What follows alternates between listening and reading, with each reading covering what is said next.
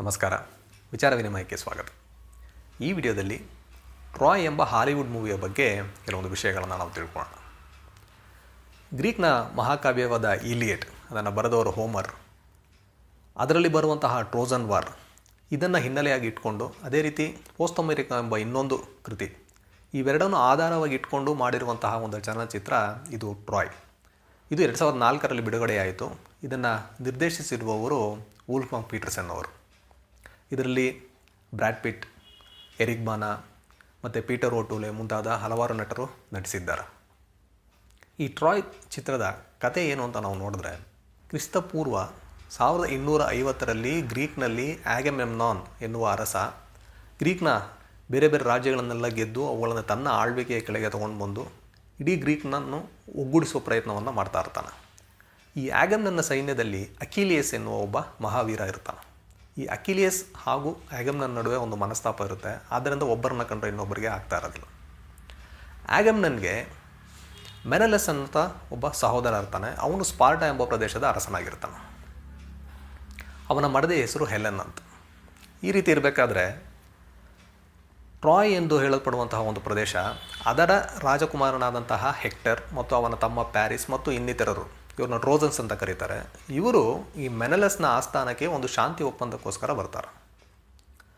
ಅಲ್ಲಿ ಈ ಟ್ರಾಯ್ನ ರಾಜಕುಮಾರನಾದಂಥ ಹೆಕ್ಟರ್, ಅವನ ತಮ್ಮ ಪ್ಯಾರಿಸ್, ಅವನು ಹಾಗೂ ಈ ಮೆನಲಸ್ನ ಮಡದಿ ಹೆಲೆನ್ ಇವರ ನಡುವೆ ಒಂದು ಪ್ರೀತಿ ಉಂಟಾಗುತ್ತೆ. ಇವರು ಈ ಶಾಂತಿ ಒಪ್ಪಂದವನ್ನು ಮುಗಿಸ್ಕೊಂಡು ತಮ್ಮ ಪ್ರದೇಶಕ್ಕೆ ಹಡಗಿನಲ್ಲಿ ಹೊರಡಬೇಕಾದ್ರೆ, ಹಡಗಿನಲ್ಲಿ ಪ್ಯಾರಿಸ್ ತನ್ನ ಅಣ್ಣನಾದಂತಹ ಹೆಕ್ಟರ್ ಹತ್ರ ಈ ರೀತಿ ತಾನು ಹೆಲೆನ್ನ ತನ್ನೊಂದಿಗೆ ಕರ್ಕೊಂಡು ಬಂದಿರುವಂತಹ ವಿಷಯವನ್ನು ಹೇಳ್ತಾನೆ. ಅದನ್ನು ಕೇಳಿ ಹೆಕ್ಟರ್ಗೆ ತುಂಬ ಆಶ್ಚರ್ಯ ಮತ್ತು ಆತಂಕ ಆಗುತ್ತೆ. ನಾವು ಶಾಂತಿ ಒಪ್ಪಂದಕ್ಕಂತ ಹೋಗಿ ಈ ರೀತಿ ಒಂದು ಕೆಲಸವನ್ನು ಮಾಡಿದ್ದೀವಲ್ಲ, ಇದು ಅವ್ರಿಗೆ ಗೊತ್ತಾದರೆ ಅವರು ಖಂಡಿತ ನಮ್ಮ ಮೇಲೆ ಯುದ್ಧ ಮಾಡ್ತಾರೆ ಅಂತ ಗೊತ್ತಾಗಿ ಅವನು ಈಗ ವಾಪಸ್ ಹೋಗೋದ್ರಿಂದ ಪ್ರಯೋಜನ ಇಲ್ಲ. ಬೇರೆ ದಾರಿ ಇಲ್ಲದೆ ಅವರು ತಮ್ಮ ಪ್ರಯಾಣವನ್ನು ಮುಂದುವರಿಸ್ತಾರೆ. ಇಲ್ಲಿ ಮೆನಲಸ್ಗೆ ತನ್ನ ಮಡದಿಯನ್ನು ಈ ಟ್ರಾಯ್ಗೆ ಸೇರಿದಂತಹ ಪ್ಯಾರಿಸ್ ತನ್ನೊಂದಿಗೆ ಕರ್ಕೊಂಡೋಗಿದ್ದಾನೆ ಅನ್ನೋ ವಿಷಯ ಗೊತ್ತಾದಾಗ ಅವನು ತುಂಬ ಕೋಪಗೊಂಡು ಈ ಟ್ರಾಯ್ ಅವರ ಮೇಲೆ ಯುದ್ಧ ಮಾಡಿ ತಾನು ತನ್ನ ಮಡದಿಯನ್ನು ವಾಪಸ್ ಕರ್ಕೊಂಡು ಬರಬೇಕು ಅನ್ನೋದಕ್ಕೋಸ್ಕರ ಅವನು ತನ್ನ ಅಣ್ಣನಾದಂತಹ ಆಗ್ಯಾಮ್ನನ್ ಹತ್ರ ಹೋಗಿ ವಿಷಯವನ್ನು ತಿಳಿಸ್ತಾನೆ. ಆಗ್ಯಾಮ್ನನ್ಗೆ ಮೊದಲಿನಿಂದಲೂ ಟ್ರಾಯನ್ನು ಗೆಲ್ಲಬೇಕು ಅನ್ನೋದು ಮನಸ್ಸಿನಲ್ಲಿರುತ್ತೆ. ಈ ಸಂದರ್ಭವನ್ನು ಉಪಯೋಗಿಸ್ಕೊಂಡು ಅವನು ಈ ಟ್ರಾಯ್ ಅವ್ರ ಮೇಲೆ ಯುದ್ಧ ಮಾಡಿ ಅದನ್ನು ವಶಪಡಿಸ್ಕೊಬೇಕು ಅಂತ ನಿರ್ಧಾರ ಮಾಡಿ ಮೆನಲಸ್ ಹೇಳಿದ ಹಾಗೆ ಯುದ್ಧಕ್ಕೆ ಅವನು ಒಪ್ಕೊಳ್ತಾನೆ. ಅವನು ಇತಾಕದ ಅರಸನಾದಂತಹ ಒಡಿಸಿಸ್ ಅವನ್ನ ಕರೆದು ಹೇಗಾದರೂ ಮಾಡಿ ಅಕಿಲಿಯಸ್ನ ಯುದ್ಧಕ್ಕೆ ಬರೋದಕ್ಕೆ ನೀನು ಒಪ್ಸು ಅಂತ ಹೇಳಿ ಕಳಿಸ್ತಾನೆ. ಒಡಿಸಿಸ್ ಅಕಿಲಿಯಸ್ ಹತ್ರ ಬಂದು, ನೋಡು, ಈ ಯುದ್ಧ ಏನಿದೆ ಇದು ತುಂಬ ಒಂದು ಇಂಪಾರ್ಟೆಂಟ್ ಆದಂತಹ ಯುದ್ಧ. ಈ ಯುದ್ಧದ ಬಗ್ಗೆ ಸಾವಿರಾರು ವರ್ಷಗಳ ನಂತರ ಸಹ ಜನ ಮಾತಾಡ್ತಾರೆ. ಆದ್ದರಿಂದ ನೀನು ಈ ಯುದ್ಧದಲ್ಲಿ ಪಾಲ್ಗೊಳ್ಳಲೇಬೇಕು ಅಂತ ಹೇಳ್ತಾನೆ. ಅಕಿಲಿಯಸ್ಗೆ ಇಷ್ಟ ಇರೋದಿಲ್ಲ. ಅವನು ಯೋಚಿಸ್ತಾನೆ. ನಂತರ ಸರಿ ಅಂತ ಒಪ್ಕೊಳ್ತಾನೆ. ಅಕಿಲಿಯಸ್ ತನ್ನದೇ ಆದಂತಹ ಒಂದು ತಂಡ, ಅವ್ರನ್ನ ಮಿರ್ಮಿಡಿಯನ್ಸ್ ಅಂತ ಕರೀತಾರೆ, ಅವ್ರನ್ನ ಕರ್ಕೊಂಡು ಹಾಗೂ ತನ್ನ ಕಸಿನ್ ಪೆಟ್ರಿಕ್ಲಸ್ ಅವನ್ನೂ ಸಹ ಕರ್ಕೊಂಡು ಅವರು ಒಂದು ದೋಣಿಯಲ್ಲಿ ಹೊರಡ್ತಾರೆ. ಇಲ್ಲಿ ಗ್ರೀಕ್ನ ಸಾವಿರಾರು ಸೈನಿಕರು ಸಾವಿರಾರು ದೋಣಿಗಳಲ್ಲಿ ಈ ಸಾಗರದ ದಡದಲ್ಲಿರುವಂತಹ ಟ್ರಾಯ್ನ ಮೇಲೆ ಯುದ್ಧ ಮಾಡೋದಕ್ಕಂತ ಹೊರಡ್ತಾರೆ. ಇಲ್ಲಿ ಅಂದರೆ ಟ್ರಾಯ್ನಲ್ಲಿ ಹೆಕ್ಟರ್, ಪ್ಯಾರಿಸ್ ಮತ್ತು ಹೆಲೆನ್ಗೆ ಆ ಟ್ರಾಯ್ನ ಅರಸನಾದಂತಹ ಪ್ರಿಯಮ್, ತುಂಬ ವಯಸ್ಸಾಗಿದ್ದಂತಹ ಅರಸ ಅವರು ಅವ್ರನ್ನ ಬರಮಾಡ್ಕೊಳ್ತಾರೆ. ಬರಮಾಡಿಕೊಂಡು ಈಗ ಇವಳನ್ನ ಕರ್ಕೊಂಬಂದಿರೋದ್ರಿಂದ ಅವರು ನಮ್ಮ ಮೇಲೆ ಯುದ್ಧ ಮಾಡ್ತಾರೆ, ಇದಕ್ಕೆ ನಾವು ತಯಾರು ಮಾಡ್ಕೊಬೇಕು ಅಂತ ಅವರು ಈ ಯುದ್ಧಕ್ಕೋಸ್ಕರ ಎಲ್ಲ ಪ್ರಿಪ್ರೇಷನ್ ಮಾಡ್ಕೊಳ್ತಾ ಇರ್ತಾರೆ. ಇಲ್ಲಿ ಅಕಿಲಿಯಸ್ ತನ್ನ ತಂಡದೊಂದಿಗೆ ಎಲ್ಲರಿಗಿಂತ ಮೊದಲು ಅವನು ಈ ಟ್ರಾಯ್ನ ಬೀಚ್ಗೆ ಬರ್ತಾನೆ. ಅಲ್ಲಿ ಈ ಟ್ರಾಯ್ನ ಸೋಲ್ಜರ್ಸ್ ಏನಿದ್ದಾರೆ ಅವರು ಇವ್ರ ಮೇಲೆ ಅಟ್ಯಾಕ್ ಮಾಡ್ತಾರೆ. ಇವರು ಈಸಿಯಾಗಿ ಈ ಟ್ರಾಯ್ನ ಸೋಲ್ಜರ್ಸ್ನ ಸೋಲಿಸ್ತಾರೆ. ಅಕಿಲಿಯಸ್ ಏನು ಮಾಡ್ತಾರಂತೆ, ಅಲ್ಲಿರುವಂತಹ ಒಂದು ದೇವಸ್ಥಾನ, ಅಪೋಲೋ ದೇವರಿಗೆ ಸಂಬಂಧಪಟ್ಟಂತಹ ದೇವಸ್ಥಾನ, ಆ ದೇವಸ್ಥಾನವನ್ನು ಮುತ್ತಿಗೆ ಹಾಕಿ ಅಲ್ಲಿರುವವನ್ನೆಲ್ಲ ಕೊಂದು ಅವನು ಅಲ್ಲಿ ಈ ಹೆಕ್ಟರ್ ಮತ್ತು ಪ್ಯಾರಿಸ್ನ ಕಸಿನ್ ಬ್ರೀಸಿಯಸ್ ಅಂತ ಅವಳನ್ನ ಸೆರೆ ಹಿಡಿದು ತನ್ನ ಬಿಡಾರಕ್ಕೆ ಕರ್ಕೊಂಡು ಬರ್ತಾನೆ. ಈ ಬ್ರೀಸಿಯಸ್ ಸಲುವಾಗಿ ಆಗ್ಯಾಮ್ನನ್ ಮತ್ತು ಅಕಿಲಿಯಸ್ ನಡುವೆ ಒಂದು ವಿವಾದ ಸೃಷ್ಟಿಯಾಗುತ್ತೆ. ಇದರಿಂದ ಅಸಮಾಧಾನಗೊಂಡಂತಹ ಅಕಿಲಿಯಸ್ ಏನು ಮಾಡ್ತಾನಂದರೆ ತಾನು ಯುದ್ಧದಲ್ಲಿ ಪಾಲ್ಗೊಳ್ಳೋದಿಲ್ಲ ಅಂತ ಹೇಳಿ ಅಲ್ಲಿಂದ ಬಂದುಬಿಡ್ತಾನೆ. ಟ್ರಾಯ್ ಮೇಲೆ ಯುದ್ಧಕ್ಕೆ ಬಂದಂತಹ ಗ್ರೀಕರು ತುಂಬ ಸಕ್ಸಸ್ಫುಲ್ಲಾಗಿ ಆ ಬೀಚ್ನ ಆಕ್ಯುಪೈ ಮಾಡ್ಕೊಳ್ತಾರೆ. ಇಲ್ಲಿ ಅಂದರೆ ಟ್ರಾಯ್ನಲ್ಲಿ ಅರಸನಾದಂಥ ಪ್ರಿಯಂ ತನ್ನ ಮಕ್ಕಳಾದಂತಹ ಹೆಕ್ಟರ್, ಪ್ಯಾರಿಸ್ ಮತ್ತು ಇನ್ನೂ ಉಳಿದವರೊಂದಿಗೆ ಡಿಸ್ಕಸ್ ಮಾಡ್ತಾನೆ ಯುದ್ಧದ ಬಗ್ಗೆ ಏನು ಮಾಡೋಣ ಅಂತ. ಆಗ ಪ್ಯಾರಿಸ್ ಏನು ಹೇಳ್ತಾನಂದರೆ, ಇದು ನನ್ನಿಂದ ನಡೆಯುತ್ತಿರುವಂತಹ ಒಂದು ಯುದ್ಧ, ಇದರಲ್ಲಿ ಬೇರೆಯವರಿಗೆ ತೊಂದರೆ ಆಗೋದು ಬೇಡ, ಆದ್ದರಿಂದ ನಾನು ಮೆನೆಲಸ್ ಜೊತೆ ಒನ್ ಫೈಟ್ ಮಾಡ್ತೀನಿ, ಅದರಲ್ಲಿ ಯಾರು ಗೆಲ್ತಾರೋ ಅವರು ಹೆಲನ್ನ ಕರ್ಕೊಂಡು ಹೋಗ್ಬೋದು ಅನ್ನೋ ರೀತಿಯಲ್ಲಿ ಅವನು ಹೇಳ್ತಾನೆ. ಇವರು ಸರಿ ಅಂತ ಒಪ್ಕೊಳ್ತಾರೆ. ನೆಕ್ಸ್ಟ್ ಡೇ ಮಾರ್ನಿಂಗ್ ಒಂದು ಕಡೆ ಟ್ರಾಯ್ನ ಸೋಲ್ಜರ್ಸು ಆ ಕೋಟೆಯ ಮೇಲೂ ಇದ್ದಾರೆ, ಕೋಟೆಯ ಹೊರಗಡೆನೂ ಸೈನಿಕರಿದ್ದಾರೆ. ಇನ್ನೊಂದು ಕಡೆ ಈ ಗ್ರೀಕ್ನ ಸೋಲ್ಜರ್ಸ್. ಅಕಿಲೇಸ್ ಇಲ್ಲ. ಅಕಿಲೇಸ್ ಒಂದು ಬೆಟ್ಟದ ಮೇಲೆ ತನ್ನ ತಂಡದವರೊಂದಿಗೆ ಏನಾಗ್ತದೆ ಅನ್ನೋದನ್ನು ನೋಡ್ತಾ ಇರ್ತಾನೆ.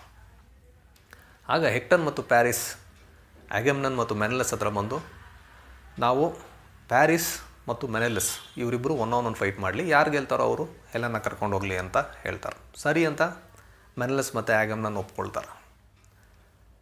ನಂತರ ಪ್ಯಾರಿಸ್ ಹಾಗೂ ಮೆನೆಲಸ್ ನಡುವೆ ಒನ್ ಫೈಟ್ ನಡೆಯುತ್ತೆ. ಇದರಲ್ಲಿ ಪ್ಯಾರಿಸ್ ಸ್ವಲ್ಪ ವೀಕ್. ಈಸಿಯಾಗಿ ಮೆನೆಲಸ್ ಅವನ್ನ ಓವರ್ ಪವರ್ ಮಾಡ್ತಾನೆ. ಇನ್ನೇನು ಅವನ್ನ ಸಾಯಿಸಬೇಕು ಅಂತ ಹೊರಟಾಗ ತನ್ನ ತಮ್ಮನನ್ನು ಹೇಗಾದರೂ ರಕ್ಷಿಸಬೇಕು ಅನ್ನೋದಕ್ಕೋಸ್ಕರ ಹೆಕ್ಟರ್ ಏನು ಮಾಡ್ತಾನೆ ಅಂದರೆ ಮೆನೆಲಸ್ನ ಕೊಲ್ತಾನೆ. ಇದರಿಂದ ಕೋಪಗೊಂಡಂತಹ ಅಗೆಮ್ನನ್ ತನ್ನ ಸೈನ್ಯ ಏನಿದೆ ಅದನ್ನು ಕರ್ಕೊಂಡು ಈ ಟ್ರಾಯ್ ಅವರ ಮೇಲೆ ಅಟ್ಯಾಕ್ ಮಾಡ್ತಾನೆ. ಇಬ್ಬರಿಗೂ ದೊಡ್ಡ ಯುದ್ಧ ಆಗುತ್ತೆ. ಆ ದಿನ ಈ ಹೆಕ್ಟರ್ ಏನು ಮಾಡ್ತಾನೆ, ಈ ಗ್ರೀಕ್ನ ಫೇಮಸ್ ಸೋಲ್ಜರ್ ಒಬ್ಬ, ಅವನ ಹೆಸರು ಅಜಾಕ್ಸ್ ಅಂತ, ಅವನನ್ನು ಕೊಲ್ಲುವ ಮೂಲಕ ಈ ಒಂದು ಆ ದಿನದ ಯುದ್ಧದಲ್ಲಿ ಇವರು ಮೇಲುಗೈ ಸಾಧಿಸ್ತಾರೆ. ತಾವು ತೊಂದರೆಗೆ ಒಳಗಾಗಿದ್ದೀವಿ ಅನ್ನೋ ವಿಷಯ ಗೊತ್ತಾದಾಗ ಒಡಿಸಸ್ ಅಗೆಮ್ನನ್ಗೆ ಹೇಳ್ತಾನೆ, ನಾವು ಇಲ್ಲಿದ್ದರೆ ಕಷ್ಟ ಆಗುತ್ತೆ, ನಾವು ವಾಪಸ್ ಹೊರಟೋಗೋಣ ಅಂತ. ಆ ದಿನದ ಯುದ್ಧದಿಂದ ಅವರು ರಿಟ್ರೀಟ್ ಮಾಡಿ ತಮ್ಮ ಬಿಡಾರಕ್ಕೆ ಹೊರಟೋಗ್ತಾರೆ. ಅಕಿಲಿಯಸ್ ಇಲ್ಲದೇ ಇದ್ದರೆ ಯುದ್ಧವನ್ನು ಗೆಲ್ಲೋದು ಕಷ್ಟ ಅಂತ ಅಗೆಮ್ನನ್ಗೂ ಗೊತ್ತು. ಅದನ್ನು ಒಡಿಸಸ್ ಅವನಿಗೆ ತಿಳಿಸ್ತಾನೆ. ಆದರೆ ಅಕಿಲಿಯಸ್ ತಾನು ಯಾವುದೇ ಕಾರಣಕ್ಕೂ ಯುದ್ಧದಲ್ಲಿ ಪಾಲ್ಗೊಳ್ಳೋದಿಲ್ಲ ಅಂತ ಹೇಳ್ಬಿಡ್ತಾನೆ. ಈ ರೀತಿ ಇರಬೇಕಾದ್ರೆ ಈ ಬ್ರೀಸಿಯಸ್ನ ಗ್ರೀಕ್ನ ಕೆಲವು ಸೋಲ್ಜರ್ಸ್ ಏನಿರ್ತಾರೆ ಅವರು ಅವಳೊಂದಿಗೆ ಕೆಟ್ಟದಾಗಿ ವರ್ತನೆ ಮಾಡ್ತಾ ಇರ್ತಾರೆ. ಅವರಿಂದ ಬ್ರೀಸಿಯಸ್ನ ರಕ್ಷಣೆ ಮಾಡಿ ಅಕಿಲಿಸ್ ತನ್ನ ಬಿಡಾರಕ್ಕೆ ಕರ್ಕೊಂಡು ಬರ್ತಾನೆ. ಇವರಿಬ್ಬರ ನಡುವೆ ಒಂದು ಪ್ರೀತಿ ಉಂಟಾಗುತ್ತೆ. ಅಕಿಲಿಸ್ ಬ್ರೀಸಿಯಸ್ನ ಕರ್ಕೊಂಡು ವಾಪಸ್ ಹೊರಡಬೇಕು ಅಂತ ನಿರ್ಧಾರ ಮಾಡಿ ತನ್ನ ತಂಡದವ್ರಿಗೆ ಹೇಳ್ತಾನೆ, ನಾವು ಯುದ್ಧದಲ್ಲಿ ಪಾಲ್ಗೊಳ್ಳೋದು ಬೇಡ, ನಾವು ವಾಪಸ್ ಹೋಗೋಣ ಅಂತ ಹೇಳಿರ್ತಾನೆ. ನೆಕ್ಸ್ಟ್ ಡೇ ಯುದ್ಧದಲ್ಲಿ ಏನಾಗುತ್ತಂದರೆ, ಅಕಿಲಿಸ್ ಆ ಯುದ್ಧದಲ್ಲಿ ಬರೋದನ್ನು ಎಲ್ಲರೂ ನೋಡ್ತಾರೆ. ಹೆಕ್ಟರ್ ಮತ್ತು ಅಕಿಲಿಯಸ್ ನಡುವೆ ಯುದ್ಧ ನಡೆಯುತ್ತೆ. ಅದರಲ್ಲಿ ಹೆಕ್ಟರ್ ಅಕಿಲಿಯಸ್ನ ಮೇಲೆ ಓವರ್ ಪವರ್ ಮಾಡಿ ಅವನು ಕೊಲ್ತಾನೆ. ಎಲ್ರಿಗೂ ಆಶ್ಚರ್ಯ, ಅಕಿಲಿಯಸ್ನ ಕೊಂದ್ಬಿಟ್ನ ಅಂತ. ಆ ಒಂದು ಮುಖವಾಡ ಏನಿದೆ ಅದನ್ನು ತೆಗೆದು ನೋಡಿದಾಗ ಗೊತ್ತಾಗುತ್ತೆ ಅದು ಅಕಿಲಿಯಸ್ ಅಲ್ಲ, ಅಕಿಲಿಯಸ್ನ ಕಸಿನ್ ಆದಂತಹ ಪೆಟ್ರೋಕ್ಲಸ್ ಅಂತ. ಹೆಕ್ಟರ್ಗೆ ಆತಂಕ, ಈ ರೀತಿ ಆಗೋಯ್ತಲ್ಲ ಅಂತ ಅವನು ಆ ದಿನದ ಯುದ್ಧವನ್ನು ನಿಲ್ಲಿಸ್ತಾನೆ.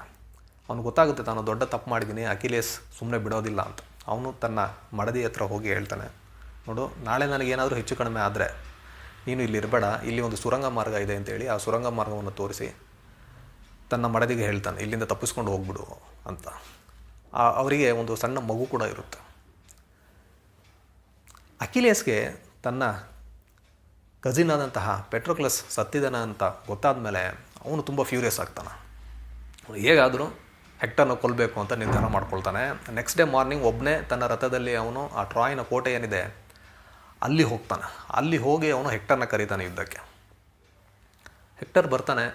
ಇವರಿಬ್ಬರ ನಡುವೆ ಒಂದು ಒನ್ ಫೈಟ್, ತುಂಬ ಫ್ಯೂರಿಯಸ್ ಆದಂತಹ ಒಂದು ಫೈಟ್ ನಡೆಯುತ್ತೆ. ಕೊನೆಗೆ ಅದರಲ್ಲಿ ಅಕಿಲಿಯಸ್ ಹೆಕ್ಟರ್ನ ಕೊಲ್ತಾನೆ. ಅವನಿಗೆ ಎಷ್ಟು ಕೋಪ ಇರುತ್ತಂದರೆ, ಆ ಹೆಕ್ಟರ್ನ ಬಾಡಿ ಏನಿದೆ ಅದರ ಕಾಲುಗಳನ್ನು ಹಗ್ಗದಿಂದ ತನ್ನ ರಥಕ್ಕೆ ಕಟ್ಕೊಂಡು ಎಲ್ಲರ ಒಂದು ಸಮ್ಮುಖದಲ್ಲಿ, ಅಂದರೆ ಪ್ರಿಯಂ, ಪ್ಯಾರಿಸ್, ಹೆಲೆನ್ ಇನ್ನೂ ಹಲವಾರು ಜನರು ನೋಡ್ತಾ ಇರಬೇಕಾದ್ರೇ ಅವ್ರ ಮುಂದೆನೇ ಆ ಹೆಕ್ಟರ್ನ ಬಾಡಿ ಏನಿದೆ ಅದನ್ನು ದರ ಅಂತ ಹೇಳ್ಕೊಂಡು ತನ್ನ ಬಿಡಾರಕ್ಕೆ ಹೊರಟೋಗ್ತಾನೆ. ಅದನ್ನು ನೋಡಿದಂಥ ಎಲ್ರಿಗೂ ತುಂಬ ಬೇಸರ ಆಗುತ್ತೆ. ಆ ದಿನ ರಾತ್ರಿ ಅಕಿಲಿಯಸ್ನ ಬಿಡಾರಕ್ಕೆ ಪ್ರಿಯಂ ಒಬ್ಬನೇ ಬರ್ತಾನೆ. ಬಂದು ಅವನು ಅಕಿಲಿಯಸ್ ಹತ್ರ ಹೇಳ್ಕೊಳ್ತಾನೆ, ನೋಡು, ನೀನು ನನ್ನ ಮಗನನ್ನು ಕೊಂದೆ ಸರಿ, ಆದರೆ ಅವನ ಒಂದು ಶವ ಸಂಸ್ಕಾರ ಮಾಡೋದಕ್ಕೆ ಆ ಒಂದು ದೇಹ ಏನಿದೆ, ಆ ಮೃತದೇಹ ಏನಿದೆ ಅದನ್ನು ನನಗೆ ವಾಪಸ್ ಕೊಡು ಅಂತ ಕೇಳ್ಕೊಳ್ತಾನೆ. ಅಕಿಲಿಯಸ್ಗೂ ಬೇಸರ ಆಗುತ್ತೆ. ಅವನು ಸರಿ ಅಂತ ಒಪ್ಕೊಳ್ತಾನೆ. ಆ ಮೃತದೇಹವನ್ನು ಪ್ರಿಯಂಗೆ ಅವನು ವಾಪಸ್ ಕೊಡ್ತಾನೆ. ಅದೇ ರೀತಿ ತಾನು ಸೆರೆ ಹಿಡಿದು ತಂದಂತಹ ಬ್ರೀಸಿಸ್ ಏನಿದ್ದಾಳೆ ಅವಳನ್ನು ಸಹ ಪ್ರಿಯಂನೊಂದಿಗೆ ಕಲಿಸ್ಕೊಡ್ತಾಳೆ.